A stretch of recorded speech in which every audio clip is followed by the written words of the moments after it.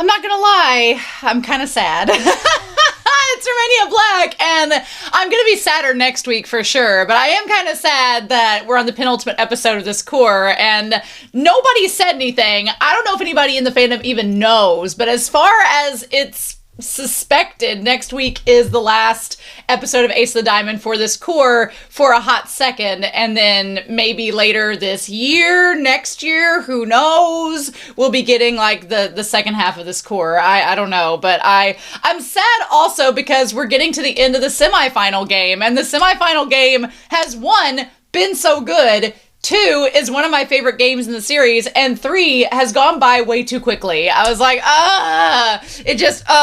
I hate it. So there's that. The only comment I have to talk about is from Kelsey for episode 11. Says, that shot of the Ichidai stands tells me that Ichidai is mostly full of nerds.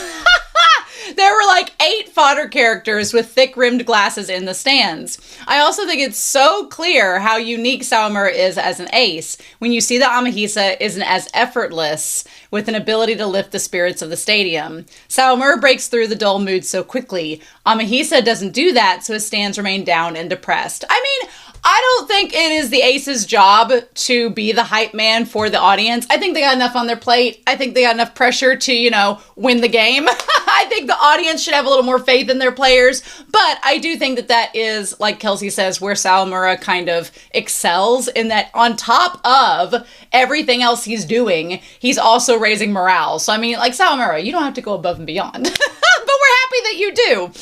Also, I just want to confirm that the team does know about Inori's elbow. They know it's hurt in some way, and they're waiting on further results to see how bad it is. I know it kind of looks like only Miyuki knew, but before the game, Katioga did say Nori wouldn't be allowed to play. They were all told.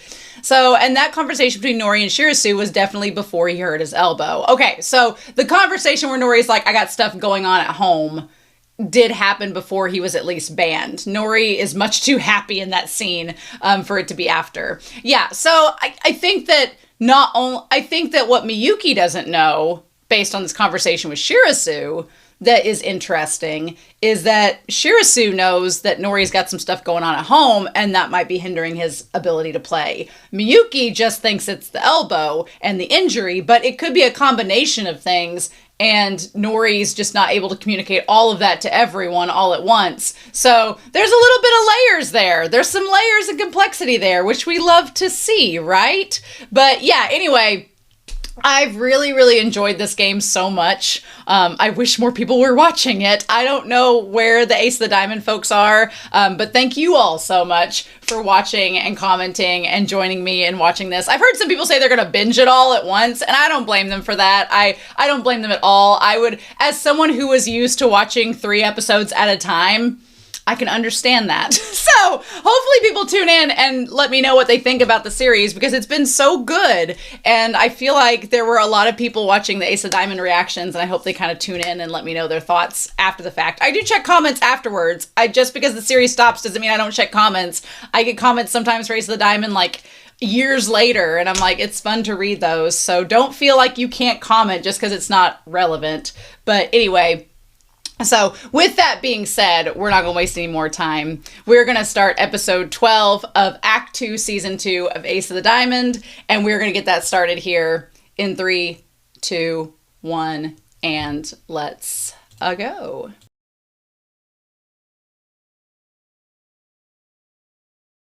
You know what the best part is?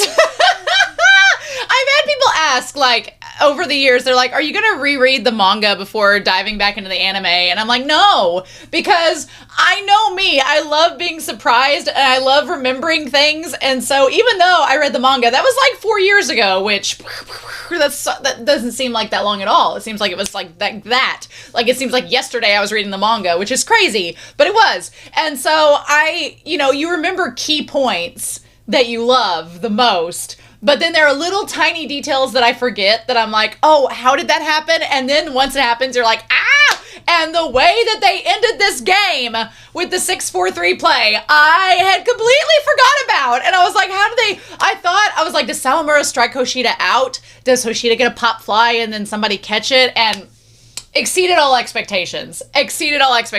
What an amazing game. I will be honest with you. I absolutely love the finals. I love the finals so much. There's so much juicy angst. There's so much tension. There's so much it's played out really well. A lot of people like the semifinal more than the final game. And I respect that. I think that the semifinal game is Sawamura and his best pitching. He pitches the whole game. He pitched the entire game. He did amazing. It was a necessary step forward in his evolution as a pitcher to be like, okay, Sawamura can not only pitch the full game in a big match like the semifinals of the qualifier, but also he can pitch it really well and hold his own against a nationally ranked team. So I think that in terms of pitching, it's Sawamura's best game so far because he does the whole thing. We already know going into next week and going into the finals that Furuya and Sawamura are at least going to split it. So, or at least are going to share it. So it's not going to be like all Sawamura, which, good for Furuya to get in there. And you're going to need it against May. You're going to need it. I think there's like a sign that of a team that's going to lose, but we're going to talk about when we get to it. And it is spoilers for the finals. So when I start talking about May, then you might want to I'll try to put like a spoiler thing on there if you're not someone that's watched the finals at all. But I'm like, but just an observation. But yeah, I mean, some people like the semifinal game more than the finals game. I like them both. They're like apples and oranges for me. I think they're both great in their own ways. There's things I love about the finals game, and there's things I like more about the semifinal game, but then vice versa. There are things I like more about the finals game than I do the semifinals game, and we're probably going to talk about it more next week. But I want to focus on this episode because this episode was really, really good, but I am very hyped for the finals. Like, you knew that other team was not going to beat Inashiro. Like, anybody that thought that here in 3, 2, 1 and bet on that, I'm like, y'all lost so much money. Because, why would you bet against Inashiro? Because they're that good.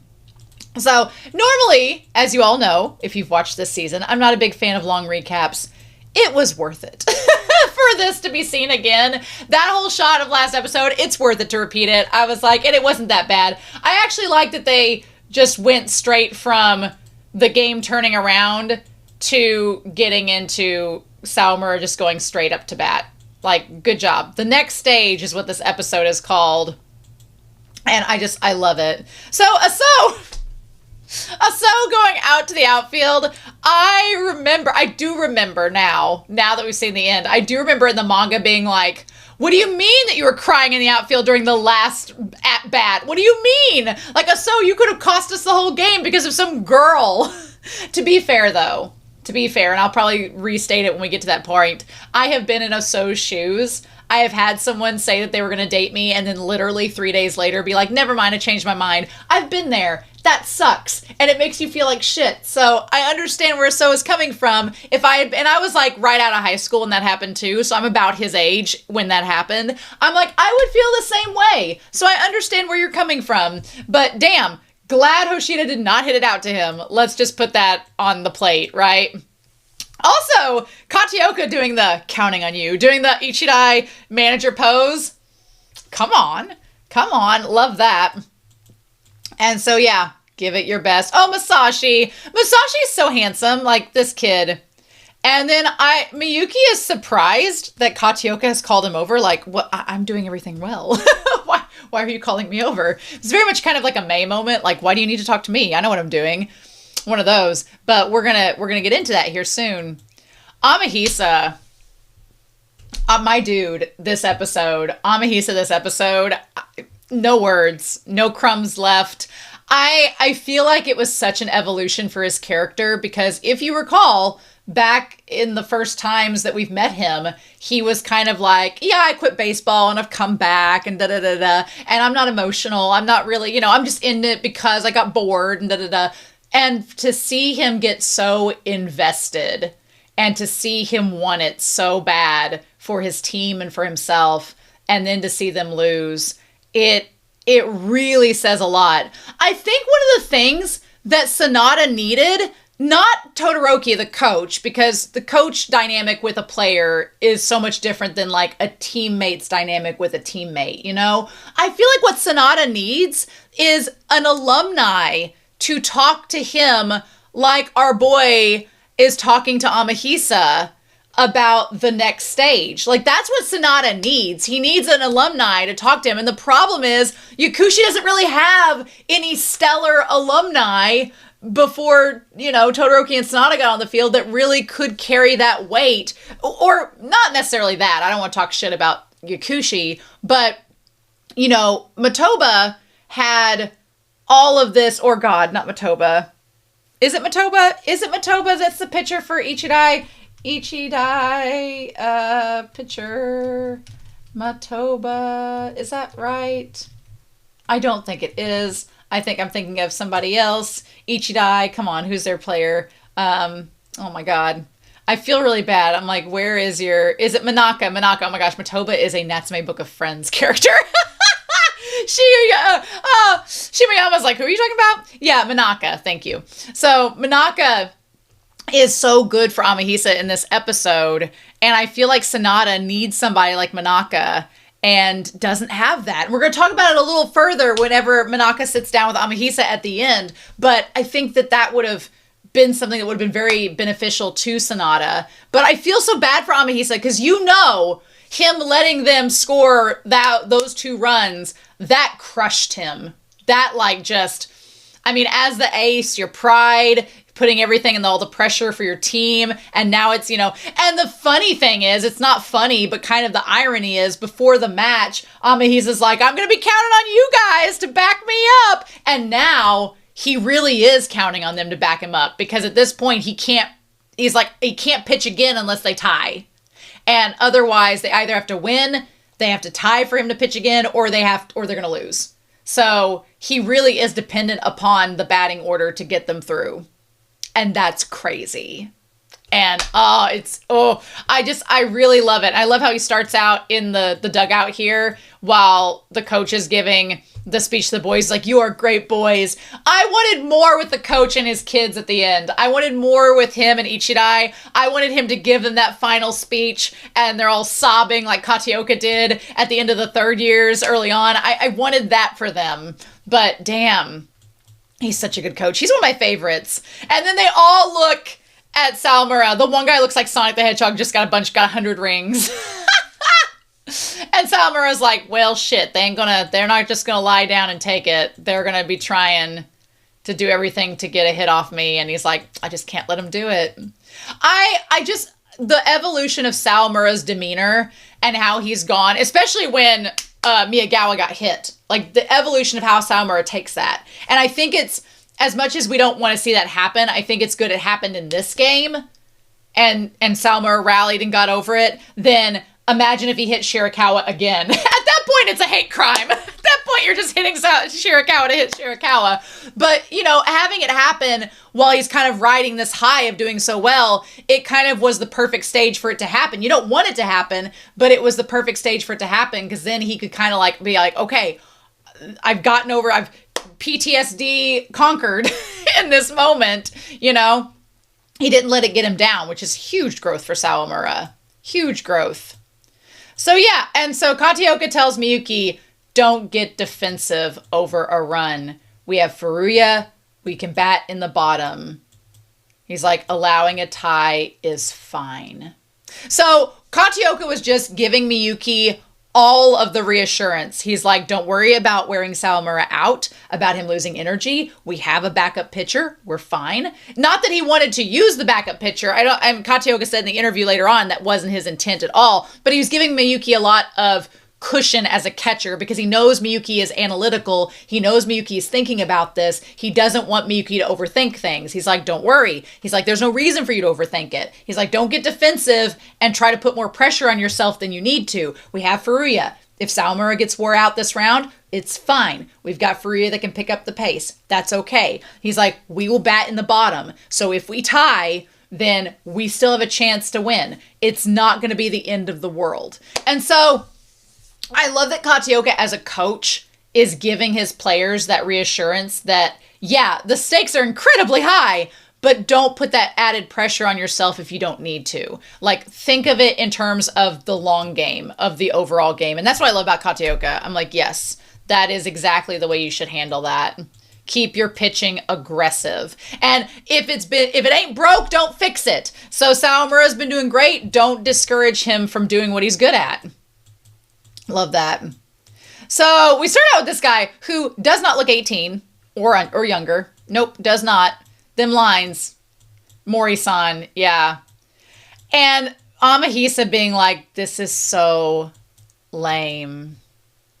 And that has like multiple layers. Like, one, it's lame that they're in this position where they're having to defend the batters. Two, it's lame that he got them in this position and he's being kind of self-loathing. But three, he's like, this is lame because I'm standing out here not cheering my team on when I should be. And his team have kind of come to expect that of him because he's the ace, but also, he's a pitcher. Every shot of Chimaru in this episode, he looks like a Victorian maiden who's about to be carried away in a carriage. Chimaru, every one of his face, I was drawn to it this entire episode. Every shot of Chimaru, he just looks like he's holding a handkerchief, waving it on someone. Like, sir. But they're all so shocked that Amahisa would cheer on his team because they're like, they know that Amahisa's feeling really down in the dumps. So for him to kind of put himself to the side to the team is like, Amahisa being selfless? What? But no, I feel like, and you cannot tell me that Amahisa has not been influenced by Sawamura from this game. You cannot tell me. Like, he's seen Sawamura be a light to his team. You can't tell me that he's just like, this is so lame. I hate doing this. It's cringy, but he does it anyway. The situation's lame, but he does it anyway. Like, I love that. Like, let Sawamura influence you, sir. And so, yeah, then we get our first out. That shot where Sawamura got it in the glove was so clean. So clean. That one was a good shot. That was great.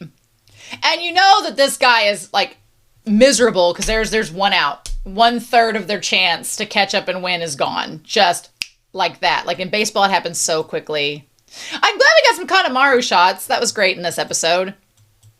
And then Migawa. Hoshida as the Terminator in the background. Insane. Okay, let's talk logistics. Takami, I could see Takami going pro as a catcher. Takami has a lot of skill, and he's very, like, mature. He seems pretty, like, on it, level-headed. I could see Takami as a pro-level catcher. I could see Hoshida, like, freaking Harada, being out there as a cleanup. I could see Hoshida playing pro. Like, he's kind of like Raichi. I could see that 100%. 100% could see it. Absolutely. And then, obviously, Amahisa, top-notch pitcher. The other players, could I see them going pro? Miyagawa, maybe. Miyagawa is pretty good. Miyagawa's a good all-rounder. He's got a lot of skill. But I don't know about the others. That's the thing. Like, I don't know about them. I don't know if they would go pro. But I could definitely see Hoshida, Amahisa, and Takami. I could for sure see them going pro. They've got a lot of skill. And I would like to see Hoshida go pro. He'd be really cool to watch. At that point, everybody's like, how deep is your relationship with this bat, just so to speak? And I love that shot of Sawamura. Oh, the eyes ablazing. And then I love the dirt coming off the cleats. That was great. And then I think that Sawamura's mentality throughout this game has also been great because Sawamura, he is self-aware to know that both teams want to win. They're both going to go all out. And he's like, but it's Sawamura's confidence in himself. If you compare him and Amahisa in this game, at times, Amahisa would talk about how he knows he has weaknesses. Amahisa would be like, I know I tend to fall apart at this point. I know I tend to do this. Sawamura doesn't do that. Sawamura does not do that at this game at all. He does not focus on his weaknesses at any point in this game. Instead, he focuses on what he's good at and is confident, and that's what you have to do. The moment you start self-doubting and let that inner saboteur in, and it almost happens when he hits Miyagawa, but then he, like, brushes it off. Miyuki helps him to get over it. But that's what you got to do. You can't focus on your flaws. You can't. Because nobody else is picking them apart except yourself. And damn. I feel like Sawamura, he was getting real hyped up into it in the moment, and then it just went a little too far. And then he got hit. That would have hurt. You know that would have hurt. Even going like 130 kilometers, that would have hurt so much. Yeah. Ooh, and Miyagawa was like, damn, And he limped there. I would have had that same expression. I would have been like, I am pissed. You hit me with this ball. That freaking hurt. Now I can't probably run to steal the base. Damn it. And then Sawamura thought, which back then, I will not miss any opportunity to shit on Shirakawa. Like, hit him right in the head. Ha! I'm sorry. I don't like Shirakawa, so bore him. But yeah. So then Hoshida's like, I will avenge you. Which I like that Miyuki coming to talk to him is not so much a, I gotta save the situation and we gotta put out the fire immediately. It's more Miyuki just, and not like, oh, I have to calm him down, but more Miyuki being like, hey, we're good, right? Everything all right? Like, more of just like a reassurance, because, you know, Kateoka's like, shit, that's the last thing we needed, because having someone on base when your power hitter comes up and he could possibly not only tie the game, but win it for them, crazy.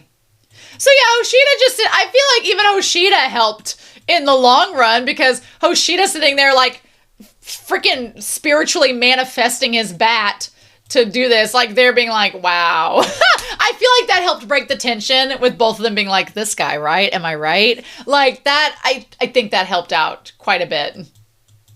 And so then Amahisa. I love that Takami's like, damn, Kosei. Amahisa's like, Amahisa, like, is kind of like Nori in this moment, being like, I'm going to prove to my team that it's not over.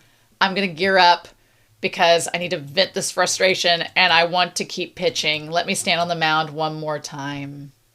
Uh-huh. Please, Hoshi-san. Oh. So, Miyuki's like, just avoid the home run. When we go high, we go all the way high. I'm like, yes, that's right. I love it. And he's like, look, if you want to throw out of the zone, just make sure it gets there. Your pitches have power. Don't forget that. Everyone's here. I love that, just that bump. Let's slay us a monster. Go for it, partner. I mean, Miyuki's throwing around that partner word quite a bit. He's throwing around that partner word quite a bit. Miyuki knows how to play his pitchers. He knows. He knows what gets under them, what pushes all the buttons, right? You know? He knows exactly what he's doing. Which we're going to talk about that next week as well. But, yes. So, Sawamura was like, all right, he just gets that confidence boost. Slay us a monster. And, you know, I have no doubt that Hoshida has swung that bat so many times.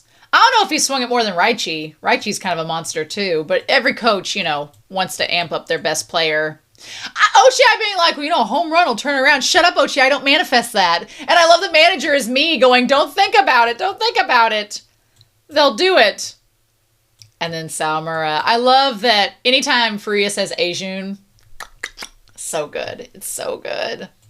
But yeah, this play, damn. Like, the whole team was involved. And I think that is what makes it so good, is that in the end, the plays that win them the entire game was not just depending upon Sawamura. Sawamura was just a part of it. It was him being a part of the plays that the entire team makes. And that's what makes it stand out so much, is that Sawamura, he gives the pitch. This one here, where Miyuki, like, stands up, that was a high-ass pitch. That was crazy. Like, that... you don't see a catcher doing that, at least in games that I've seen. You don't see a catcher standing up like mid-squat to do that, but he sure did, and it sure got a strike. It was really good. Yeah, that was impressive. I liked that pitch a lot. That's probably one of my favorite pitches of the game, oddly enough. But yeah, and he's like, I know you can throw it. And for them to go back to where we were at the start, I mean, that's another thing. The semifinal, making all these callbacks to the beginning of the entire series, but for him being like, you just got to get it from your hand to my mitt, and then we've got it made. Like, that callback to the first episode, so freaking good. But then he does a pitch that's better than even before, and the way that he hit it. Now, when he hit it, like, Sawamura went for it, and it bounced off the mound where he couldn't just catch it.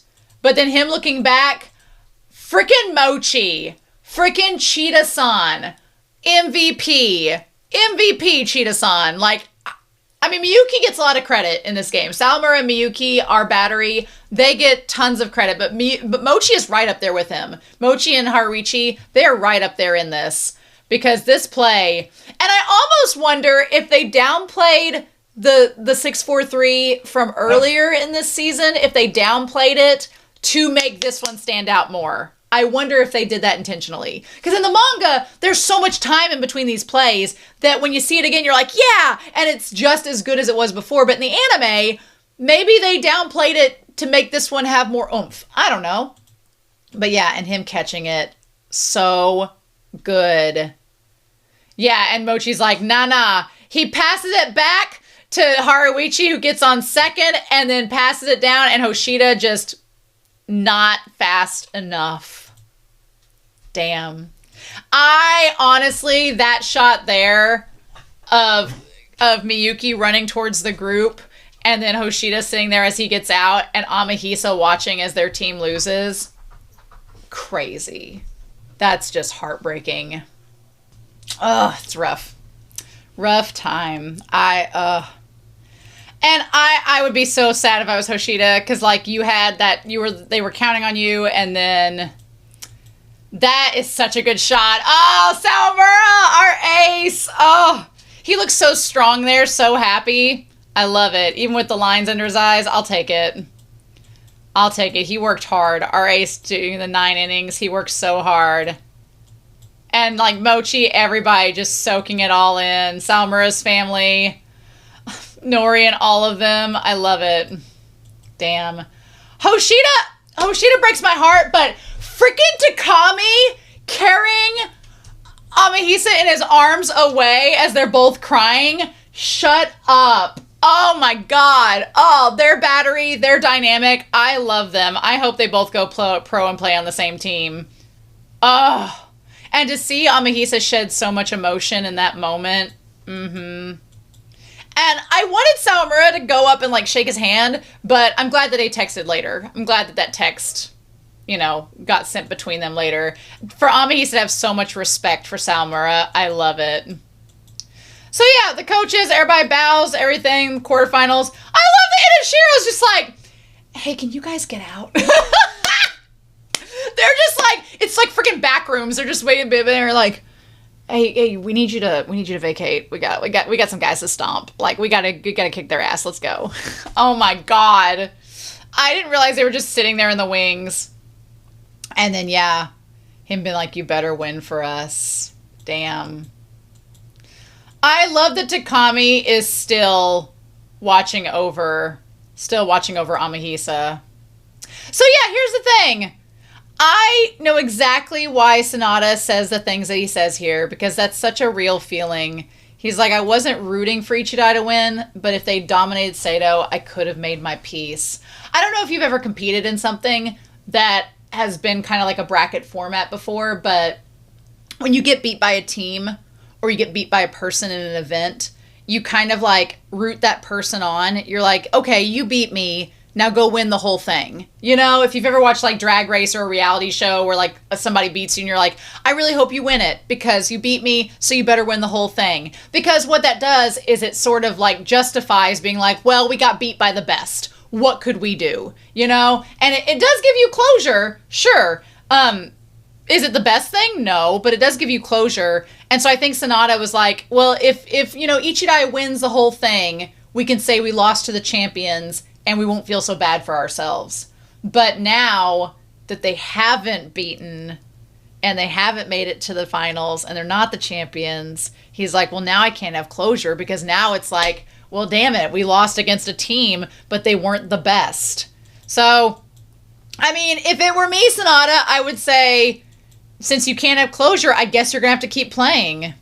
I just feel bad that he's all alone there. There's nobody with him because they had the interview with the two coaches. I love that Kachioka was not going to take Sawamura out. Love that. And I love that Ichidai's coach, he's so classy. He's just like, yeah, we were just taken overpowered by them. But that boy is our ace. We couldn't make it to Koshin. But I can tell the tournament has made them better players. I love that because I know that the coach for Ichidai, he's basically saying, like, this is not the last that these boys will ever play. Maybe in high school, sure.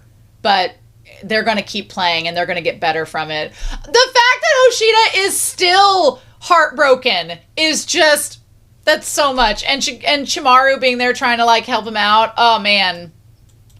As their coach, I could know no greater joy.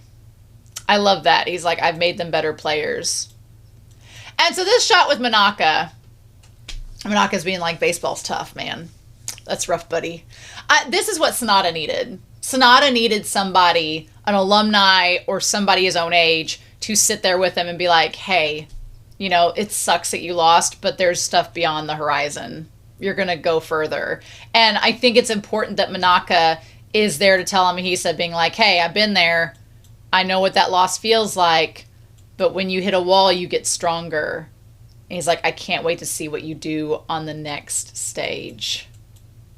I love Manaka's like, you're gonna go pro, and this is just gonna make you stronger the next time you play. And I'm like, not wrong. Speaking of play, oh my god.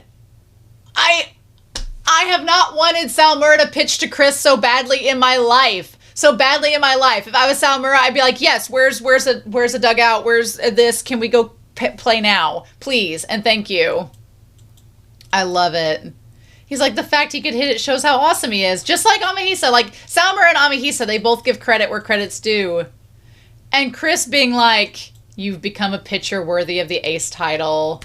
Which to Sawamura is like the highest praise. Also, this shot here, there is Chris, the former third year, the first catcher that Sawamura ever worked with.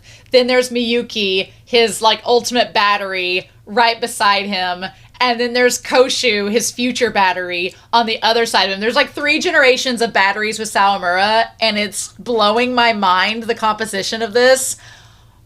It's so good. Also, I love how Koshu the whole time is just like a fly on the wall being like, I don't know these third years, but they all have really close bonds with everybody, so I kind of want to know more. Like, Koshu is just observing everything, soaking it all in. I love it. He's like, I found myself wishing I could catch for you. And he's like, do you mean it? He's like, yes, do you want to catch right now? And he's like, hey, I like Miyuki. He's like, hey now, you need to rest. But that face, Sawamura's like, why can't we have like Chris and Sawamura catching? Why can't we have that? Give us that, TJ. Come on now. It's so freaking good. But yeah. And then Tetsu, meanwhile, is like, I wish I could have been the batter box. I also love that Miyuki got to like, I thought for a second Miyuki was going to fist bump Furuya, but he didn't. And then he was actually talking to Tetsu. That's really funny. He's like, I felt it. We had that time. I could focus on the last at-bat. And Koshu's just sitting there, like, observing everything with frickin' wolf's eye. Love it. So, yeah. May is not happy. He has to sit out the entire game. This is what I was going to talk about. So, if you don't want final spoilers, ignore this next little part here. But for the finals, I have noticed that when they set pitchers out, when they set their ace out, the game before a game, does not go well. And I don't know if it's just like the momentum or what it is, but them letting, I don't know. But I feel like maybe did Seidou let Sawamura rest before the semifinal and it worked out for them? You all will tell me down below. But it did sound like Amahisa sat out the game before the semifinal and then they lost. And then here they had May sit out, so in the final spoilers, but you can tell May is not happy. I forgot that they had 3 pitchers they used. I knew about Akamatsu. I remembered him. I remembered Akamatsu. Everybody made me think this kid was a demon. He's just the future ace for Inashiro. He's going to have to be. He's going to have to be because May is graduating, so he's going to have to step it up. And I'm glad that, Inashiro is not going to let walk-ons or anybody come onto the field and be in their top 20 that isn't amazing. That's just, Inashiro has a standard.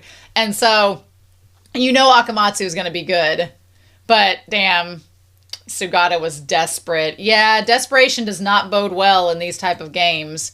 I think that that's also a big thing, too, is that Inashiro wasn't desperate. Inashiro walked on being like, We got this. And meanwhile, the other team, that desperation kind of becomes a hindrance. But yeah, I mean, look at Carlos. Carlos is not worried. He's like, we got this. Itsuki getting some, Itsuki got some praise this episode, and coming from Inashiro, so he better be getting that praise. But yeah, they even like sent in, God, they just destroyed them. They even sent in Hirano. So Hirano was another third-year pitcher. This man has the humbleness of a saint, because for him to be a third-year pitcher and have to sit back and watch May take center stage for 3 years, that's pretty humbling. So look at him get to go. And Itsuki's probably like, oh, thank God, you're not like a sadist. I love Itsuki. I feel like, again, if you're talking about the battery with May, it's apples and oranges between Harada and Itsuki. I love, they're different catchers for sure. They're total opposites, and they bring out different things in May. But Itsuki is such an indulger. I love it. So yeah, and then May's like, good, you won, as expected. They did not have Yuki Kaji on the payroll. He's going to have to talk next week, but he was not on the payroll for long. So then everybody gets out. Sawamura gets the text from Amahisa. I love that Koshu's just like, I've been summoned. I need to make sure that this is an appropriate text so I can report back to my roommate Miyuki. But he's like, I'm glad my last game in high school was pitching against you. Damn! That bromance is so good. I love that. And he's like, go get yourself to Koshin. Ah, so good. And Sawamura being like, you had a great 3 years. Damn. And Koshu's like, are you going to type that to him and send it? Or are you just going to yell it into the nether sphere? And he's like, oh yes, of course. So then we have the whole business also. Seki is such a wingman. He's such a bestie. He's like, let me break it down so he doesn't have to get, crying any more than he already has. I feel for you also. I feel for you a lot. And then I love that, like, they try to get Zono in on it, and then Zono he can't say anything because he was crying during the game, and he kind of made a blunder because of that, so he can't talk to it. And then everybody remembers the blunder, and then he's like, well, no, why am I getting picked on? Also, I love that Tojo's like, they're all such good friends. And Kanemaru's like, how did I end up on this team? So good. So good. So, 2 different pitchers with different styles, but with pitches called by Itsuki to Dano. Oh, and Miyuki's like, so who's this Itsuki? Who's him? Who be he? Who is he? Now he's I'm pretty sure he's not a first year, is he? Is he a second year like May? He just took like a back, no, or is he a first year? Is he a first-year pitcher? Yes. Okay. He is a first-year pitcher or first-year catcher, because Harada was a third-year catcher with May as a second year, and there's the biggest shift in dynamic. Harada was the senpai to May, so May had to look up to Harada as a mentor figure, and Harada kind of kept May in check. Harada was very much like an anchor, being like, this is what you need to do. Itsuki is a first-year catcher who is the kohai of May, so May gets a little bit arrogant and a little bit snotty around Itsuki, being like, well, I don't want to do it that way. I'm the pitcher here. I'm the senpai. And Itsuki's like, well, okay. And Itsuki is an enabler and an indulger and love bombs May. And I'm like, So it's a very different dynamic. Also, I feel like Harada had this Chris-like strength to him as a catcher, where he just was very reliable and solid as a catcher, and so the team naturally kind of gravitated towards him.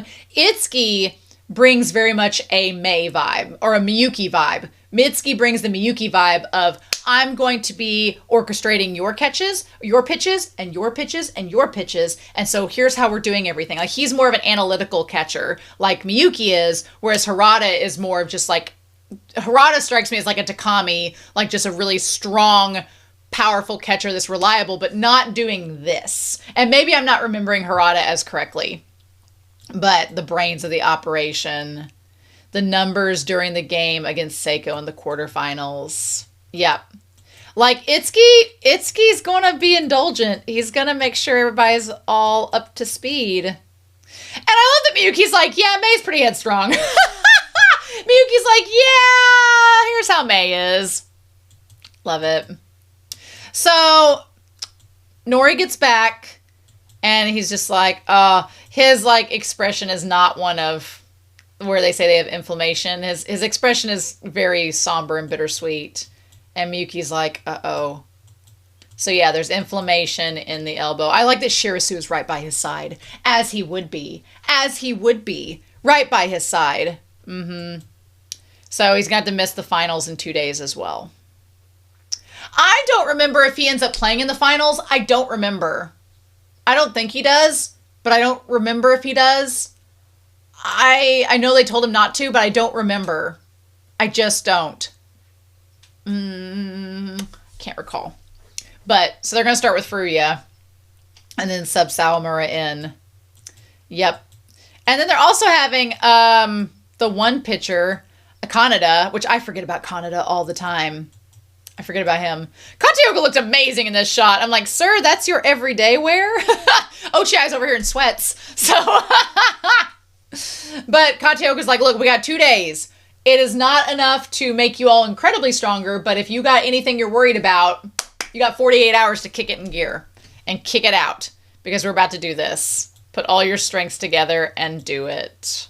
Ah, man, I can't believe that we have one more episode of this core. Maybe, possibly, haven't heard otherwise, before we're going to be gearing up for the finals. Obviously, I don't think we're going to start the finals next week, but we're going to be gearing up for it. We got 2 days. I usually like the downtime episodes with Ace of the Diamond because you have so much character work that goes in those downtime episodes. But there's some stuff next week that I know is coming. And I'm like, oh, how angsty are they going to make it? How angsty are they going to make it? I'm wringing my hands as I'm preparing for it. So, yeah, we'll see what we get. So, anyway, I'm excited to hear your thoughts down below. I can't believe that the semifinals are over. Go, Seidou. Y'all did it. So now we move on to the next stage. Anyway, I hope y'all have a wonderful week. Please stay safe. Take care. And yeah, I'll be back very soon with the core ending episode, as far as we know, of Ace of the Diamond. And I'll see you then. Bye.